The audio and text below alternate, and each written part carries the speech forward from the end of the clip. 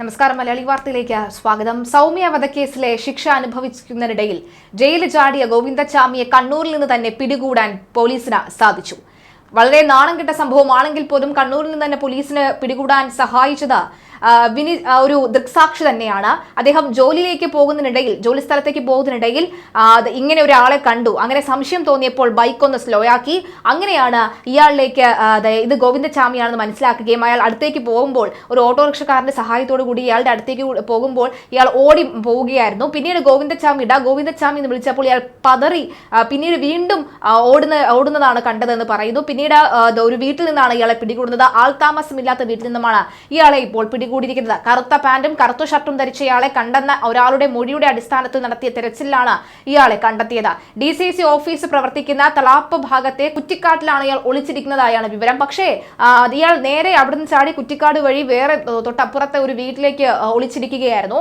വീട്ടിൽ ആൾതാമസമില്ലാത്തത് കൊണ്ട് തന്നെ വീട്ടുകാർ രക്ഷപ്പെട്ടു നമുക്ക് വേണമെങ്കിൽ പറയാം. കാരണം ഇയാൾ പരിഭ്രാന്തി കൊണ്ട് എന്ത് വേണം ചെയ്യാൻ മടിക്കാത്ത, വേണമെങ്കിൽ കൊലപാതകം പോലും ചെയ്യാൻ മടിക്കാത്ത ഒരാളാണ് നമുക്ക് നന്നായി അറിയാം. അതുകൊണ്ട് തന്നെ ഇയാളെ പുറത്തു നിൽക്കുന്നതും ഇയാളെ ഏതെങ്കിലും ഒരു വീട്ടിൽ കയറുന്നതും തന്നെ വളരെ ഭയപ്പാടുണ്ടാക്കുന്ന കാര്യം തന്നെയാണ്. ഭാഗ്യവശാൽ ആ വീട്ടിൽ ആരും തന്നെ ഉണ്ടായിരുന്നില്ല. മാത്രമല്ല ജനക്കൂട്ടത്തിനിടയിലായിരുന്നു ഇയാൾ പെട്ടുപോകും. അതുകൊണ്ട് തന്നെ ഇയാളെ പിടികൂടാൻ പോലീസിന് സാധിച്ചു എന്ന് പറയുന്നു. ദൃക്സാക്ഷികൾ നൽകുന്ന ആ മൊഴി നമുക്കൊന്ന് കേൾക്കാം. ദൃക്സാക്ഷി പറയുന്നതൊന്ന് കേൾക്കാം. ഹലോ, ഞാൻ രാവിലെ ഓഫീസിലേക്ക് പോവാണ്. അപ്പോ പോണ വഴിക്ക് ഓഫീസിന്റെ അടുത്ത് എത്താനായപ്പോ കണ്ണൂർ ബൈപ്പാസ് റോഡിലാണ് എന്റെ ഓഫീസ് ഉള്ളത്. കളാപ്പിലാണ്, ഇന്റൽമണിയിൽ നിന്നാണ്. അപ്പൊ ഓഫീസിലേക്ക് പോണ വഴിക്ക് റോഡിന്റെ ഇടത് സൈഡ് ചേർന്നിട്ട് ഒരാള് വളരെ സ്പീഡ് കുറച്ച് നടന്നു പോകുന്നതുകൊണ്ട് ആള് പാൻസാണ് ഇട്ടിട്ടുണ്ടായിരുന്നത്. ഒരു കള്ളി ഷർട്ട് ഇട്ടിട്ടുണ്ടായിരുന്നു. പക്ഷെ ആള് ഒരു കയ്യിൽ എന്തോ വേസ്റ്റ് മാതിരി ഒരു തുണി തലയിൽ വെച്ചിട്ട് അതിനുള്ളിലേക്ക് കൈ രണ്ടും കയറ്റി വെച്ചിട്ടുണ്ടായിരുന്നു. അപ്പം പെട്ടെന്ന് കണ്ടു കഴിഞ്ഞപ്പോ ഈ രാവിലെ ന്യൂസും കാര്യങ്ങളെല്ലാം കണ്ടപ്പോൾ വെറുതെ സംശയം തോന്നി. ഞാൻ വണ്ടി സ്ലോ ആക്കി ജസ്റ്റ് ഒന്ന് നോക്കിയിട്ട് ഉടനെ തന്നെ ഞാൻ സ്കൂട്ടർ തിരിച്ചിട്ട് ഞാൻ അപ്പൊ സഹായത്തിന് വേറൊരാളെയും കൂടെ പെട്ടെന്ന് ഒരു ഓട്ടോ ഡ്രൈവർ ആയിരുന്നു, അയാളെയും കൂടെ കൂട്ടിയിട്ട് ജസ്റ്റ് ഒരു 15 മീറ്ററോളം ഞങ്ങൾ വന്നു. 15 മീറ്ററോളം വന്നു കഴിഞ്ഞിട്ട് സ്കൂട്ടർ നിർത്തിയിട്ട് ഇവനെ വിളിച്ചു. എടാന്ന് വിളിച്ചു. പെട്ടെന്ന് റോഡ് വന്ന് ഞങ്ങൾ ക്രോസ് ചെയ്തിട്ട് ഗോവിന്ദച്ചാമി എന്ന് ഒച്ച വിളിക്കും. ആൾ ഉടനെ തന്നെ ഈ വേസ്റ്റും കയ്യിൽ പിടിച്ചിട്ട് ആൾ ഓടി തൊട്ടപ്പുറം വലിയൊരു മതിലാണ്, കാടുള്ള ആ മതിലിലേക്ക് എടുത്തു ചാടി പോവാണ് ചെയ്തത്. അടുത്ത ടൗൺ പോലീസ് സ്റ്റേഷനിലേക്ക് വിളിച്ച് ഇൻഫോം ചെയ്തു. ഉടനെ ഒരു 5 മിനിറ്റിനുള്ളിൽ ഉടനെ തന്നെ പോലീസ് എത്തിയിട്ടുണ്ട്. എത്തി ഇവിടെ ഇപ്പം നല്ല രീതിയിൽ നടന്നുകൊണ്ടിരിക്കുകയാണ്. ഗോവിന്ദച്ചാമിയെ ഇതുവരെ പിടിച്ചു എന്ന് ചിലർ പറയുന്നുണ്ട്. പക്ഷേ ഉത്തരവാദിത്തപ്പെട്ട പോലീസുകാരിവിടെ ഉണ്ട്, ടൗൺ CA പോലുള്ള സാറുമാരൊക്കെ ഇവിടെ ഉണ്ട്. പക്ഷെ ഇതുവരെ കിട്ടിയിട്ടില്ല എന്നാണ് വിവരം. പക്ഷെ ആൾ എന്നാണ് ഇവിടെ ഒരു 2-3 കിലോമീറ്റർ ചുറ്റളവിൽ എന്താണെങ്കിലും ഉണ്ടാവും. അതെ, ഗോവിന്ദച്ചാമി തന്നെയാണെന്ന് ഉറപ്പിച്ചിട്ടുണ്ട്. കാരണം ഇതിന്റെ തൊട്ടടുത്തുള്ള ബിൽഡിംഗിൽ ഞാൻ പോലീസിലേക്ക് വിളിച്ച ടൈമും ഇയാളെ കണ്ട ടൈമും വെച്ചിട്ട് തൊട്ടടുത്ത ബിൽഡിംഗിലെ CCTV ഇപ്പം ഇവിടുന്ന് ചെക്ക് ചെയ്തിട്ടുണ്ടായിരുന്നു. അപ്പൊ അതിൽ കൺഫേം ചെയ്തിട്ടുണ്ട് ഇയാൾ നടന്നു വരുന്നത്. ഞങ്ങൾ ഇവനെ ജസ്റ്റ് ഫോളോ ചെയ്യുന്നതും കണ്ടിട്ടുണ്ട്, ഐഡന്റിഫൈ ചെയ്തിട്ടുണ്ട്. അപ്പൊ അവർ അതനുസരിച്ച് ഇപ്പം പോലീസ് ഡോഗോ എല്ലാം ഇവിടെ എത്തിയിട്ടുണ്ട്. അപ്പൊ അവരത് ചെക്ക് ചെയ്തുകൊണ്ടിരിക്കുകയാണ്. ഞാൻ സാധാരണ പോലെ ഓഫീസിലേക്ക് പോവുകയായിരുന്നു. ഒരു 9 മണി 9:15 അപ്പൊ ആ സമയത്ത് ഓഫീസിലേക്ക് പോകുമ്പോൾ കണ്ണൂര് DCC ഓഫീസ് കഴിഞ്ഞ് കുറച്ചുകൂടെ ഫ്രണ്ടിലേക്ക് ചെല്ലുമ്പോൾ റോഡിന്റെ ഇടത് സൈഡിലൂടെ ഒരാൾ വരുന്നത് കൊണ്ട് അപ്പൊ ഞാനിത് ഇങ്ങനെ ഒരാൾ ജയിലിൽ ചാടി വിവരം ഇപ്പൊ ഇന്ന് രാവിലെയാണ് ന്യൂസിലൂടെ അറിയുന്നത്. അപ്പോൾ ഒരു 8 മണി 8:15 ഞാൻ ന്യൂസിലൂടെ അറിയുന്നത്. അപ്പൊ അതിനെപ്പറ്റി ഞങ്ങൾ വീട്ടിൽ ജസ്റ്റ് പറഞ്ഞിട്ടുണ്ട്, ഇങ്ങനെ ഒരാൾ ചാടിയല്ലോ എന്നുള്ളത്, കണ്ണൂരിൽ നിന്നാണെന്നുള്ളതിനെ പറ്റി സംസാരിച്ചു. അപ്പൊ ആ കാര്യം മനസ്സിലുണ്ടായിരുന്നു. അപ്പൊ വരുന്ന വഴിക്ക് ഒരാളിങ്ങനെ നടന്നു വരുന്ന കണ്ടു. നടന്നു വരുമ്പം ആള് ഒരു പാൻസാണ് ഇട്ടിട്ടുണ്ടായിരുന്നത്. അതുപോലെ തന്നെ ഒരു കള്ളി ഷർട്ട് ഇട്ടിട്ടുണ്ടായിരുന്നു, ഫുൾ സ്ലീവ് ഷർട്ടാണ്. തലയിൽ ചെറിയൊരു വേസ്റ്റ് തുണി മാതിരി വെച്ചിട്ട് അതിനുള്ളിലേക്ക് കൈ രണ്ട് തിരികെ വെച്ചിട്ടുണ്ടായിരുന്നു. അപ്പോ ഇത് കണ്ടപ്പോ എനിക്ക് ആദ്യം ഒന്ന് കണ്ടു. അപ്പൊ അയാള് ജസ്റ്റ് നോർമലി നടന്നു വരികയാണ്, ഒരു ബെഗർ നടന്നു വരുന്ന മാതിരി നടന്നു വരികയാണ്. അപ്പോൾ ജസ്റ്റ് ഇത് കണ്ടപ്പോൾ ഒരു സംശയം തോന്നിയിട്ട് ഞാൻ വണ്ടി സ്ലോ ആക്കുകയും തൊട്ടടുത്തുന്ന ഒരാളോട് ചോദിച്ചു ഇത് ഇന്ന ആളാണോ സംശയം ഉണ്ടെന്ന് പറഞ്ഞു.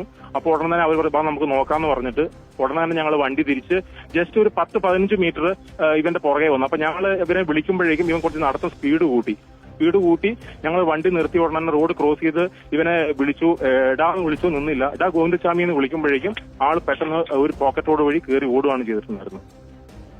ഉടനെ തന്നെ ഞാൻ ടൗൺ പോലീസ് സ്റ്റേഷനിൽ വിളിച്ച് ഇൻഫർമേഷൻ കൊടുത്തിട്ടുണ്ട്. നാട്ടുകാർ തിരിച്ചറിഞ്ഞപ്പോൾ ഇയാൾ ആളൊഴിഞ്ഞ ഒരു വീട്ടിൽ കയറുകയായിരുന്നു എന്നാണ് വ്യക്തമാകുന്നത്. ഈ ഭാഗത്ത് ഇയാളെ പുലർച്ചെ കണ്ടയാൾ നൽകിയ വിവരങ്ങളാണ് അന്വേഷണത്തിൽ നിർണായകമായത്. തിരച്ചിലിന് എത്തിച്ച പോലീസ് നായയും ഇതേ ഭാഗത്തേക്കാണ് നീങ്ങിയത്. കേരളത്തെ പിടിച്ചുകുലുക്കിയ ബലാത്സംഗം കൊലക്കേസ് കുറ്റവാളി കൊടും ക്രിമിനൽ ഗോവിന്ദച്ചാമി ജയിൽ ചാടി വിവരം അധികൃതർ അറിഞ്ഞത് 5 മണിക്കൂർ കഴിഞ്ഞാണ്.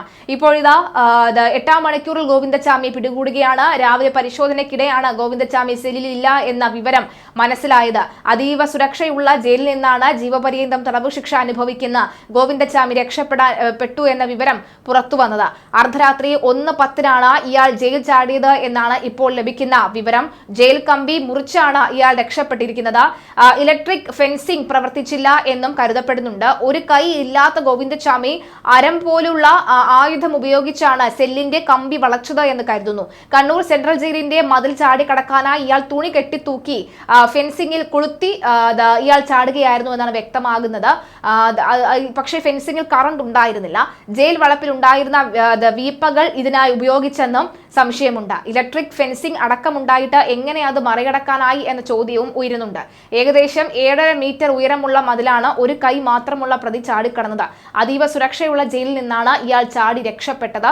CCTV സുരക്ഷാ സംവിധാനം അടക്കം ജയിലിലുണ്ട്.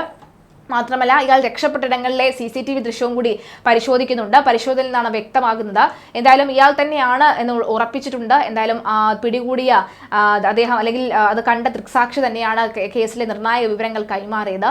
എന്തായാലും jail DGP Kannur central jail സന്ദർശിക്കാൻ എത്തുന്ന ദിവസം കൂടിയായ ദിവസമാണ് ഗോവിന്ദച്ചാമി ജയിൽ ചാടിയത്. DGPയുടെ സന്ദർശനം പ്രമാണിച്ച് ജയിലിലെ ജീവനക്കാരുടെ ശ്രദ്ധ അതിലേക്ക് തിരിഞ്ഞിരിക്കാമെന്നും ആ അവസരം ഗോവിന്ദച്ചാമി മുതലെടുത്തിരിക്കാമെന്നും കരുതുന്നു. ജയിലിനകത്ത് ഗോവിന്ദച്ചാമി ലഭിക്കുന്ന പരിഗണന നേരത്തെ ചർച്ചയായിരുന്നു. രാവിലെ പരിശോധനയ്ക്കായി ജയിൽ ഉദ്യോഗസ്ഥർ എത്തിയപ്പോഴാണ് രക്ഷപ്പെട്ട വിവരം അറിയുന്നത്. തമിഴ്നാട് വിരുദാചലനം സ്വദേശിയാണ് ഗോവിന്ദച്ചാമി. ചാർലി തോമസ് എന്ന പേരിലും ഇയാൾക്കെതിരെ തമിഴ്നാട് പോലീസ് രേഖകളിൽ കേസുണ്ട്. 2011 ഫെബ്രുവരി 1 കൊച്ചി ഷൊർണൂർ പാസഞ്ചർ തീവണ്ടിയിൽ സഞ്ചരിച്ച കൊച്ചിയിലെ സ്വകാര്യ സ്ഥാപനത്തിലെ ജീവനക്കാരി സൗമ്യ ക്രൂരപീഡനത്തിന് ഇരയായത്. ഫെബ്രുവരി 6 തൃശൂർ മെഡിക്കൽ കോളേജിൽ വെച്ച് സൗമ്യ മരിക്കുകയായിരുന്നു.